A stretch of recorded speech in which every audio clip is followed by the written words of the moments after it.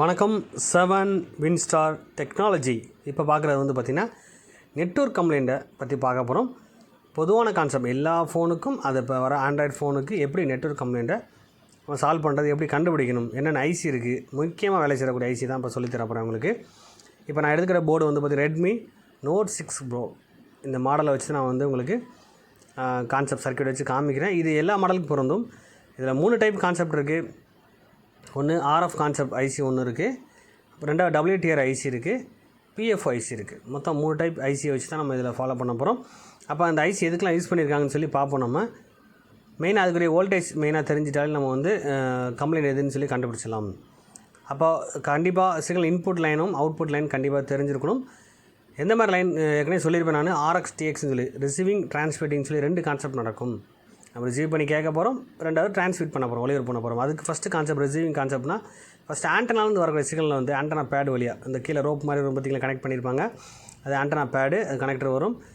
இதில் வரும்போது பார்த்தீங்கன்னா எக்ஸ்ட்ரா ஆண்டா கனெக்டர்னு சொல்லி கொடுத்துருப்பாங்க. அந்த பாயிண்ட்டில் அந்த கோல்டன் கலர் 2 இருக்குது பார்த்தீங்களா சார். இப்போ இந்த ட்ராக் வந்து க்ரீன் லைன் ஃபாலோ பண்ணி மேலே போகுது. ஒரு சின்ன ஃபில்ட்ரு வச்சு அது ஃபில்டருக்கு சப்ளை கொடுத்துருக்காங்க.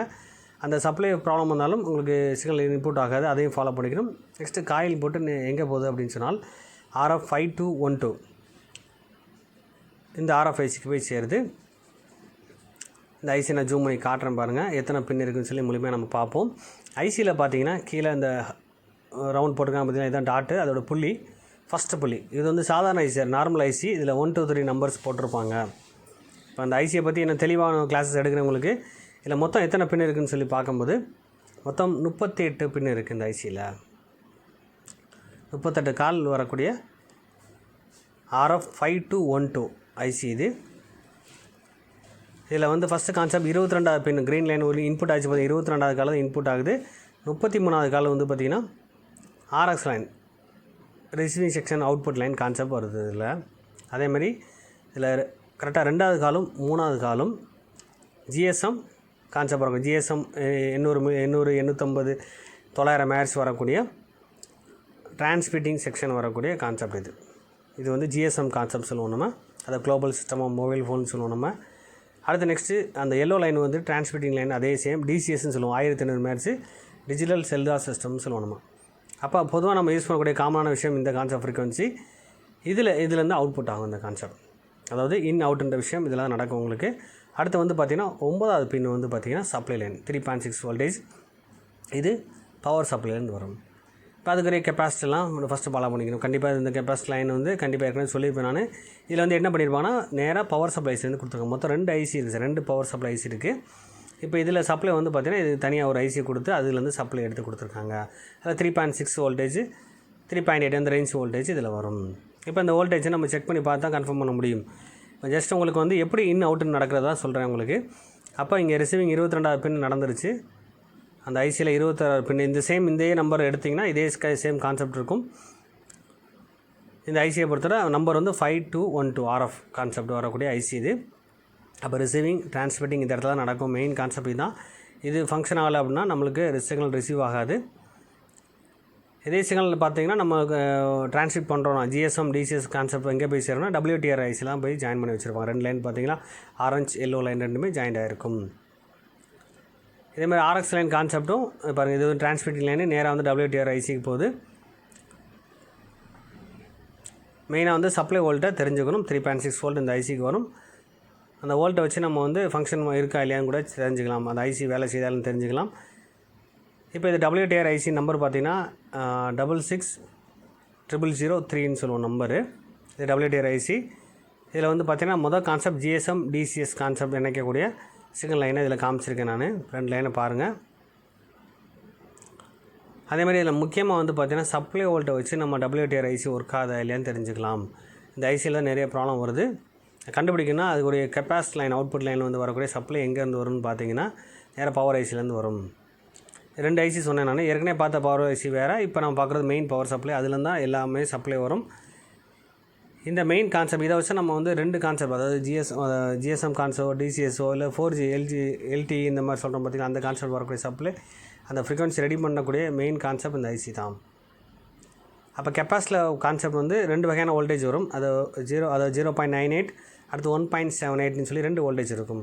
அந்த 2 வோல்டேஜ் தான் மெயினாக தெரிஞ்சுக்கணும். அந்த வோல்ட்னால் என்ன ப்ராப்ளம் வரும் அதை பற்றி நெக்ஸ்ட் உங்களுக்கு தெளிவாக நடத்துகிறேன். கான்செப்ட் இதை நீங்கள் தெளிவாக பாருங்கள். இந்த கான்செப்ட் வோல்டேஜ் வந்து WTR IC பக்கத்தில் கண்டிப்பாக கெப்பாசிட்டர் இருக்கும். இப்போ நீங்கள் நார்மலாக சப்ளை போட்டு செக் பண்ணி பார்க்கும்போது அந்த வோல்டேஜ் தெரிஞ்சுக்கலாம். அதாவது 1.78 வோல்ட் ஒரு இடத்துல வரும், இன்னொன்று 0.98 இந்த கான்செப்ட் வோல்ட் வரும். அதே வச்சு 1 வோல்ட் கான்செப்ட் கூட வரும். அந்த வோல்ட்டை நீங்கள் செக் பண்ணி பாருங்கள். இப்போ நீங்கள் ப்ராக்டிக்கலாக செஞ்சு பாருங்கள். நான் நெக்ஸ்ட்டு வந்து உங்களுக்கு வீடியோவில் தெளிவாக வந்து ப்ராக்டிக்கலாக உங்களுக்கு செஞ்சு காட்டுறேன். நேராக இந்த ஃபோன் போர்டை வச்சு நான் செக் பண்ணி காட்டுறேன். இப்போ ஜஸ்ட் உங்களுக்கு ஐடியா கொடுக்குறேன். இந்த ஐடியா நீங்கள் ஃபாலோ பண்ணிக்கோங்க. அதேமாதிரி பாருங்கள், இதில் நேராக இந்த சிங்கிள் லைன் எங்கே வருது அப்படின்னு சொன்னால், அதாவது ப்ளூ லைன் இந்த சப்ளை லைன் வந்து எங்கேருந்து வருது அப்படின்னு சொன்னால் நேராக பவர் சப்ளைலேருந்து வருது. ரெட் லைன் ஃபுல்லாக வந்து பார்த்திங்கன்னா பவர் சப்ளைஸ்லேருந்து வரும். இப்போ WTR சப்ளை வந்து பார்த்திங்கன்னா மெயின் பவர் சப்ளைலேருந்து கொடுத்துருக்காங்க. அந்த மெயின் சப்ளைலேருந்து 2 வோல்டேஜ் ரிலீஸ் ஆகும். அந்த 2 வோல்ட்டை வச்சு நம்ம வோல்டேஜில் என்னென்ன ப்ராப்ளம் வரும் அப்படின்னு தெரிஞ்சுக்கலாம். நார்மல் வோல்டேஜ் ஃபால்ட்டுனா நம்மளுக்கு 0.00 வோல்ட் வரும். அந்த 0.98 வர இடத்துல 0.00 வந்துச்சுன்னா பவர் சப்ளை ஃபால்ட்டுன்னு தெரிஞ்சுக்கலாம். அதேமாதிரி 0.08, 0.07, 0.6 அந்த மாதிரி வந்துச்சுன்னு சொன்னால் WTR IC ஃபால்ட்டுன்னு சொல்லி தெரிஞ்சுக்கலாம். அப்போ மெயினாக வந்து 0.9 ஓடுற இடத்துல கண்டிப்பாக நம்ம அதை ஃபாலோ பண்ணாலும் போதும். அதை நான் ப்ராக்டிக்கலாக செஞ்சு காட்டுறேன் உங்களுக்கு. இப்போ இதில் பாருங்கள், இந்த இடத்துல வரக்கூடிய ப்ளூ லைன் வருது பார்த்திங்கன்னா, அந்த ப்ளூ ட்ராக் வந்து பார்த்திங்கன்னா B1, B2, B3, B4, P34, P39 இந்த பின்னுக்கு ஃபுல்லாக வந்து பார்த்திங்கன்னா இது ஃபுல்லாக பாலாஜி சார் PGICன்னு சொல்லுவோம். நம்ம இதில் 1 to 3 நம்பர் போட்டிருக்க மாட்டாங்க. இந்த மாதிரி ABCD நம்பர்ஸ் தான் கொடுத்துருப்பாங்க. இதில் வந்து பார்த்திங்கன்னா இந்த ப்ளூ லைன் கான்செப்ட் வந்து டிரான்ஸ்மிட்டிங் லைனு, அதை 4Gக்கு வரக்கூடிய நெட்வொர்க் லைன் வந்து இது எங்கே ஜாயிண்ட் ஆகிருக்குன்னா PFO ICன்னு சொல்லுவோம். நம்ம பவர் ஃப்ரீக்வன்சி ஆசிலேட்டர்னு சொல்லுவோம். அந்த ஐசியில் ஜாயின் பண்ணியிருப்பாங்க. இப்போ அந்த ஐசியை பற்றி நெக்ஸ்ட்டு நான் உங்களுக்கு சொல்கிறேன். நான் அந்த சிக்னல் 2 சிக்னல், அதாவது இந்த அடுத்த நெக்ஸ்ட் வந்து ஸ்கை ப்ளூ லைன் கொடுத்துருக்காங்க பார்த்தீங்கன்னா, அந்த ட்ராக்கும் டிரான்ஸ்மிட்டிங் லைன் தான் அந்த 4Gக்கு வரக்கூடிய கான்செப்ட் லைனு. அப்போ அதுவும் எங்கே கான்செப்ட் ஜாயிண்ட் ஆகுதுன்னா நெக்ஸ்ட்டு வந்து இந்த RFIC இருக்குது பார்த்தீங்களா, அதில் ஜாயிண்ட் ஆகி தான் வருது உங்களுக்கு. இதில் வந்து ரிசீவிங் டிரான்ஸ்மிட்டிங் 2க்குமே ஜாயின் பண்ணக்கூடிய கான்செப்ட் தான் நம்மளுக்கு இந்த RF கான்செப்ட்டு. இந்த 2 கான்செப்ட்டும் இணைக்கக்கூடிய மெயின் கான்செப்ட். இந்த ஐசியில் ஃபஸ்ட்டு கான்செப்ட் ஃபாலோ பண்ணணும், அதுக்கு ஒரு வோல்ட் செக் பண்ணணும். அதுக்கப்புறம் நெக்ஸ்ட் வந்து WTR IC நம்ம ஃபாலோ பண்ணணும். இன்புட் லைன் வருதான்னு பார்க்கணும். ரெண்டாவது வந்து TX அந்த டிரான்ஸ்மிட் லைன் எங்கே போகுதுன்னு பார்க்கணும். இந்த ஒயிட் கலர் லைன் வந்து ரிசீவிங் செக்ஷன், லைன் ஃபாலோ பண்ணக்கூடிய ட்ராக் இது. இந்த ஐசிலேருந்து, அதாவது நம்ம 33வது பின்லேருந்து ஃபாலோ பண்ணி நம்ம நெக்ஸ்ட் வந்து WTR ICக்கு போகுது. அதாவது RF521ல் 33வது பின்லேருந்து வரக்கூடிய அவுட்புட் லைன் தான் நம்மளுக்கு RX லைன் வந்து நேராக WTR ICயில் கனெக்ட் பண்ணி கொடுத்துருக்காங்க. இது வந்து நம்ம ரிசீவிங் வரக்கூடிய கான்செப்ட் இந்த வயலட் கலர் லைனு. அது 2 லைன் சொன்ன பார்த்தீங்களா, அதாவது ப்ளூ லைனும் ஸ்கை ப்ளூ லைன் 2 லைன் பாருங்கள். 2 ட்ராக் மேலே இங்கே லைன் போகுது பார்த்தீங்களா, அந்த 2 ட்ராக் லைன் தான் எங்கேருந்து வரும்னு சொன்னால் நேராக PFO IC பவர் ஃப்ரீக்வன்சி ஆசிலேட்டர்னு சொல்லுவோம். நம்ம இதில் எப்படின்னா, இதை நான் ஜூம் பண்ணி காட்டுறேன் உங்களுக்கு. இதில் மொத்தம் 42 பின் இருக்குது இந்த ஐசியில். கீழே 15, மேலே 15, சைடில் 2 பக்கம் 6 பின் இருக்குது. மொத்தம் 42 பின் வரக்கூடிய ஐசி இது. இப்போ இந்த ஐசியில் அதே சேம் தான், எல்லா ஐசிலையுமே அந்த புள்ளி டாட் வச்சுருப்பாங்க. அந்த புள்ளி வச்சு தான் ஃபஸ்ட்டு பின் செகண்ட் பின் கண்டுபிடிக்கணும். இப்போ இதுக்கும் அதே மாதிரி சப்ளை வோல்ட்டை கண்டுபிடிக்கணும். கெப்பாசிட்டி கண்டிப்பாக கொடுத்துருப்பாங்க. அந்த கெப்பாசிட்டி லைன் எங்கே சப்ளை வரணும், இது மெயின் பவர் சப்ளைன்னு சப்ளை கொடுத்துருப்பாங்க. WTR ICக்கு சப்ளை கொடுத்துருக்க மாதிரி இதுக்கும் தனி சப்ளை ஒரு காயில், பூஸ்ட் காயில் கொடுத்துருப்பாங்க. அப்போ அந்த பூஸ்ட் காயில் லைன் கட் ஆனாலும் உங்களுக்கு இந்த ஐசி வேலை செய்யாது, 4G எடுக்காது உங்களுக்கு.